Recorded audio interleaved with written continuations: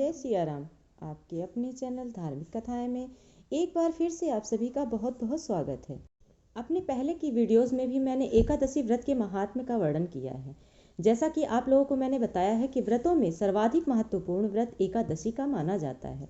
एकादशी का नियमित व्रत रखने से मन की चंचलता समाप्त होती है, धन और आरोग्य की प्राप्ति होती है, मनोरोग जैसी समस्याएं भी इससे दूर होती हैं। पौष मास में शुक्ल पक्ष की एकादशी को पुत्रदा एकादशी कहते हैं। इस दिन भगवान विष्णु की पूजा की जाती है। पौष मास की एकादशी बड़ी ही फलदायी मानी जाती है। इस उपवास को रखने से संतान संबंधी हर चिंता और समस्या का निवारण हो जाता है। नए साल में पौष पुत्रदा एकादशी 2 जनवरी 2023 को मनाई जाएगी। मान्यताओं के अनुसार एकादशी का व्रत रखने वाले जातकों को जीवन भर सुख की प्राप्ति होती है और जीवन उपरांत मोक्ष मिलता है। और यह पुत्रदा एकादशी का व्रत, यदि आपको संतान प्राप्ति की कामना है, आपको संतान प्राप्ति में कोई न कोई समस्याएं, कोई न कोई बाधाएं आ रही हैं, तो इस व्रत को करने से निश्चित ही है आपको संतान प्राप्ति होगी। और यदि आपको पुत्र प्राप्ति की कामना है तो यह कामना भी आपकी अवश्य ही पूर्ण होगी। नए वर्ष 2023 में पौष पुत्रदा एकादशी की शुरुआत 1 जनवरी 2023 को शाम 7:11 पर होगी और इसका समापन 2 जनवरी 2023 को शाम को 8:23 पर होगा। 2 जनवरी 2023 को उदया तिथि में एकादशी तिथि होने के कारण यह पुत्रदा एकादशी का व्रत 2 जनवरी 2023 को रखा जाएगा। हिंदू पंचांग के अनुसार 2 जनवरी 2023 को पौष पुत्रदा एकादशी पर 3 शुभ योग बन रहे हैं। ये शुभ योग हैं सिद्ध, साध्य, रवि योग। धार्मिक मान्यता है कि इन योग में की गई पूजा से कई गुना अधिक फल प्राप्त होता है। और पौष पुत्रदा एकादशी का पारण समय 3 जनवरी 2023 को 7:12 से 9:25 तक रहेगा। पौष पुत्रदा एकादशी के दिन भगवान विष्णु की पूजा की जाती है। व्रत रखने से एक दिन पहले भक्तों को सात्विक भोजन ही ग्रहण करना चाहिए।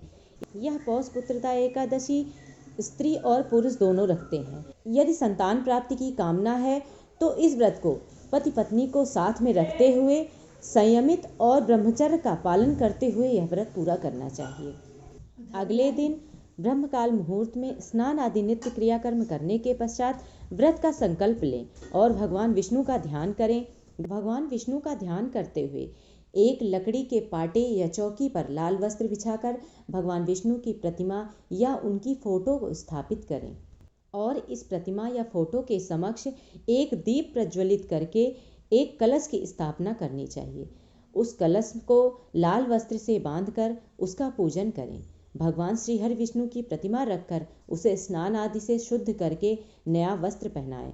तत्पश्चात धूप दीप आदि से विधिवत भगवान श्री हरि विष्णु की पूजा अर्चना तथा आरती करें तथा नैवेद्य और फलों का भोग लगाकर प्रसाद वितरण करें।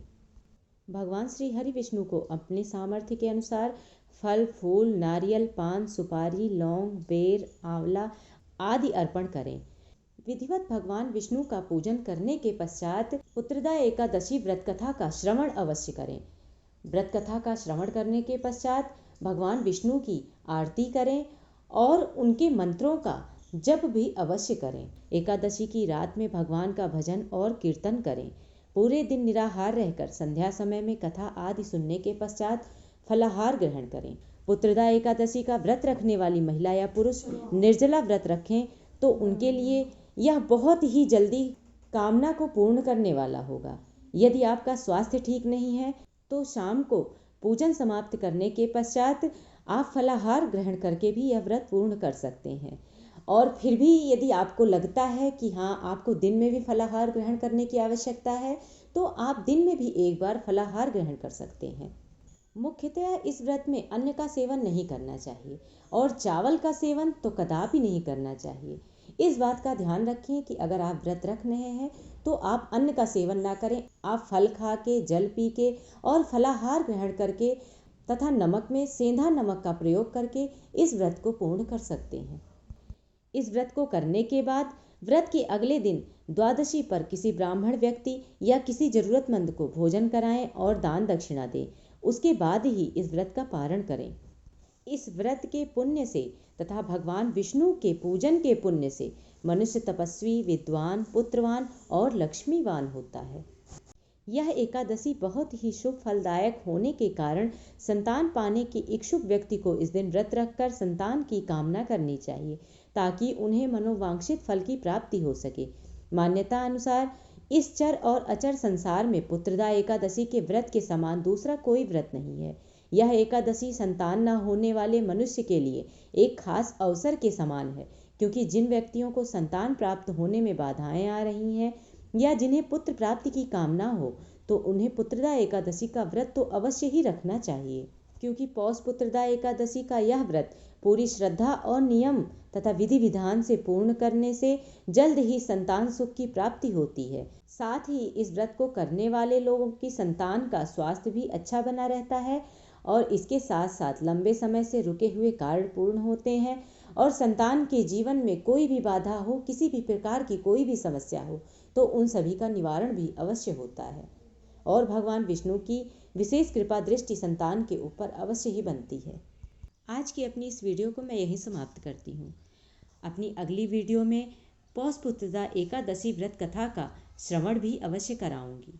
इसी प्रकार से व्रत त्योहारों की सही तिथि की जानकारी के लिए और व्रत कथाओं का श्रवण करने के लिए यदि आप मेरे चैनल पर नए हैं तो चैनल को सब्सक्राइब करें, साथ ही बेल आइकन को भी प्रेस कर दें ताकि मेरी वीडियोस के नोटिफिकेशन आप सभी को मिलते रहें।